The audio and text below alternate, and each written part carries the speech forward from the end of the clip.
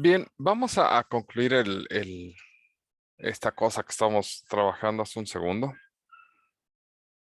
¿Sale? Que es que 2 es igual a 1 y no sabemos dónde está el error. Me gustaría empezar de todas las propiedades que vimos al principio. ¿Sale? Todas estas se cumplen de manera natural, ¿de acuerdo? Pero hay una propiedad que nos pone condiciones, que es la del inverso multiplicativo, ¿de acuerdo? Y aquí Wikipedia nos da toda una explicación de la importancia del inverso multiplicativo y nos da un montón de frases y cosas. ¿Sale? Em, Dice, en matemáticas el inverso multiplicativo recíproco inverso de un número x no nulo, y aquí hay, insisten que es no nulo, es el número denotado por 1 entre x o x a la menos 1, que multiplicado por x da 1 como resultado. En los números reales, el cero no tiene inverso multiplicativo. Esta propiedad o esta parte es importante porque nosotros estamos trabajando con números reales. Entonces, el cero no tiene inverso multiplicativo. ¿De acuerdo? El inverso de un número real también es real. El inverso de un número racional es racional y todo número complejo tiene un inverso que es un número complejo. La división es la operación inversa a la multiplicación. Si y es diferente de cero, por definición se cumple que x entre y es x por 1 entre y además x por 1 por x a la menos 1 es 1. Ok. Entonces, si tenemos x por y, su inverso multiplicativo es y por x, y si tenemos x, su inverso multiplicativo es 1 sobre x. Nada que no hayamos trabajado. Pero esta parte es importante, muy, muy importante. De todas las propiedades que dimos al principio, ¿sale? Todas, lo único que nos piden es tener números reales. Esta es la única que nos pide verificar, ¿sale? Que si vamos a meter un inverso multiplicativo, el número tiene que ser diferente de cero. Eso significa que la división entre cero no está permitida. Es otra forma de explicarlo. Bueno,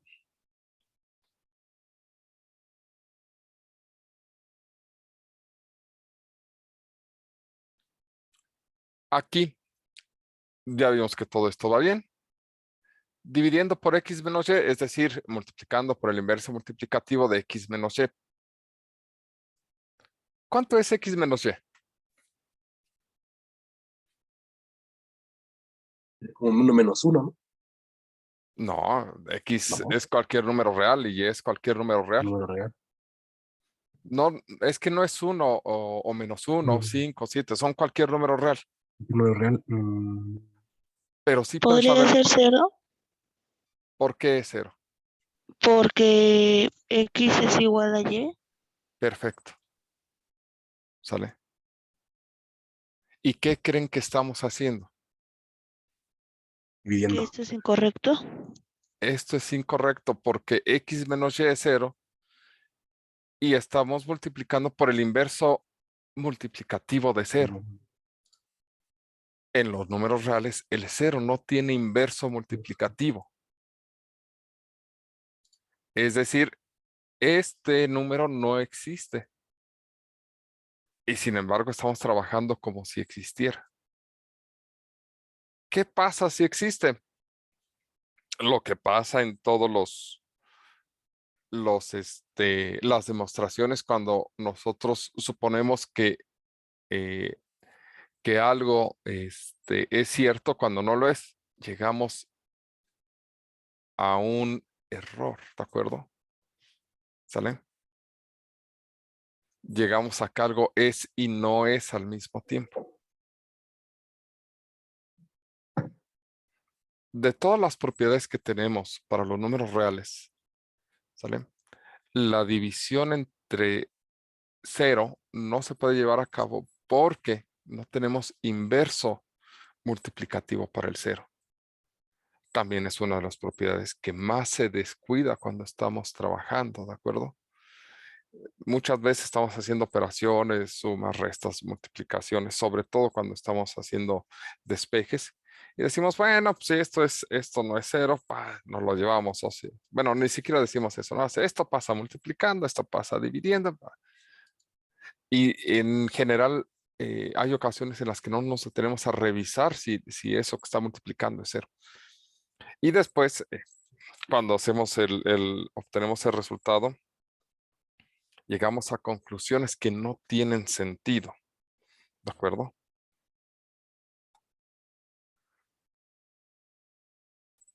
Como aquí, que llegamos a una conclusión que no tiene sentido. La importancia de las premisas, ¿de acuerdo? En los teoremas. Cuando nosotros trabajamos con un teorema, ¿sale? La importancia de las premisas y su uso adecuado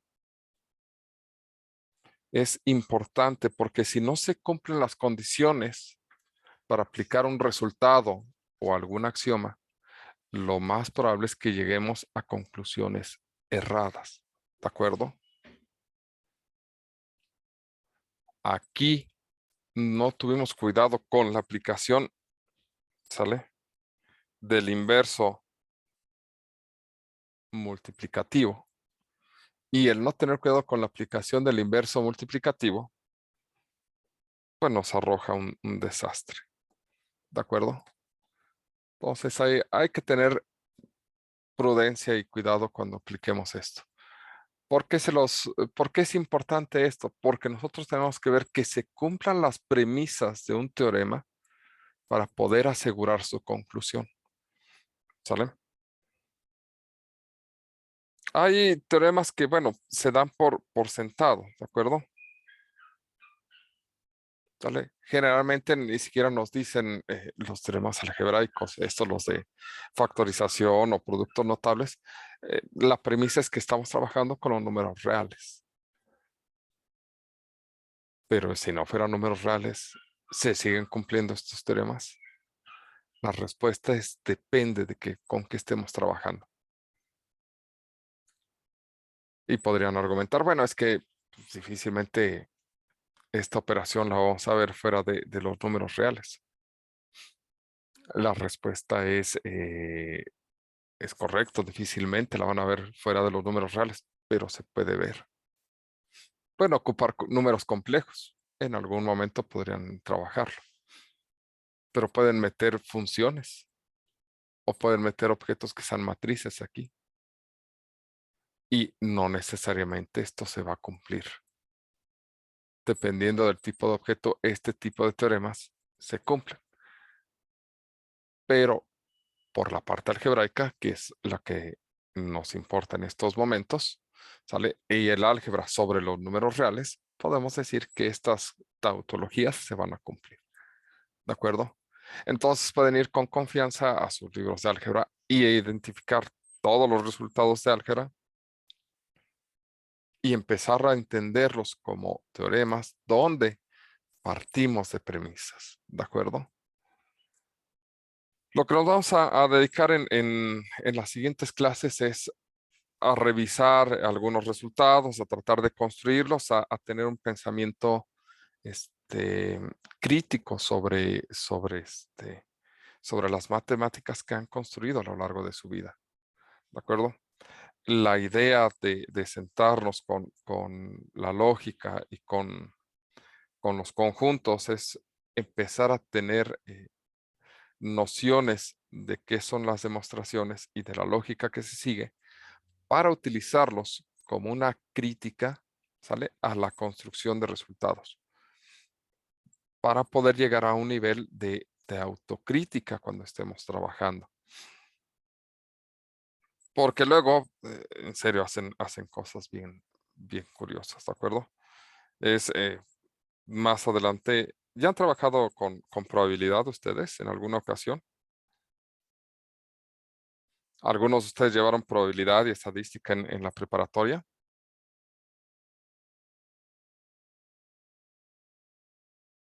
Voy a suponer que dijeron que sí, ¿de acuerdo? no sé, están trabajando con probabilidad, tienen el evento A, un evento cualquiera, dice, calculan la probabilidad de A. Les pone el maestro, calcula la probabilidad de A. Y dices, la probabilidad de A es 1.37.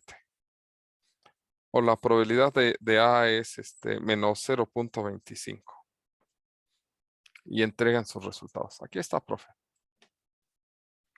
Bueno, ahí evidentemente no están siendo autocríticos con lo que están haciendo. Simplemente se agarraron, mecanizaron las cosas y entregaron resultado. Para los que ya llevaron probabilidad, saben que la probabilidad de cualquier evento, o deben de saber que la probabilidad de cualquier evento es un número entre 0 y 1. Entonces, este resultado es incorrecto, algo hicimos mal. Este resultado es completamente incorrecto, algo hicimos mal.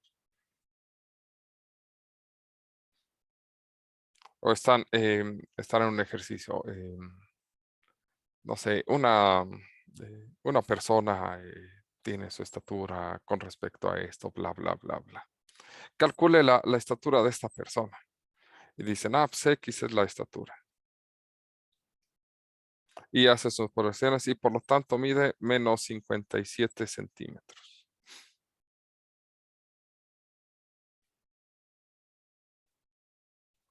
Y es cuando uno dice, debe de ser un topo porque crece por debajo de la tierra. Sí, claro. O por ejemplo, les dicen, este me encanta porque lo vi en un examen de primaria. Y aquí, fue culpa del profesor. Dice,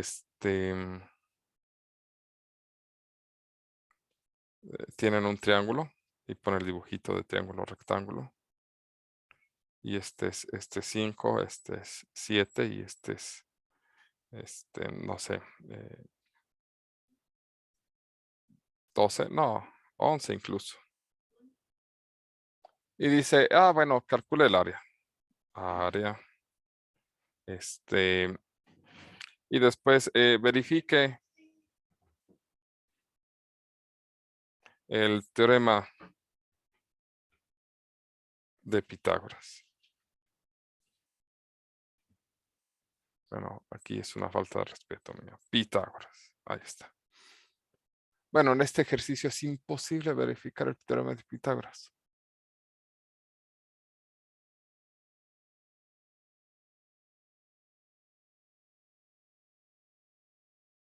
Es más, es imposible verificar algunas otras cosas.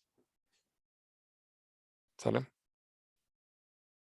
En muchos sentidos. ¿De acuerdo? Simplemente porque las dimensiones que se encuentran ahí no corresponden a un triángulo rectángulo.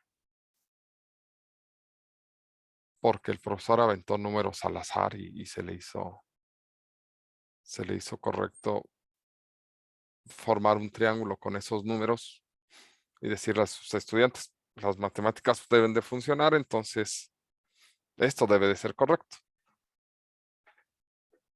Pero eso es a todas luces incorrecto. Eso no es ni un triángulo rectángulo. Así como está 11 no puede ser la hipotenusa para ese triángulo rectángulo. Hay muchas cosas criticables, ¿de acuerdo? Y eso es cuando uno empieza a hacer matemáticas sin entender matemáticas.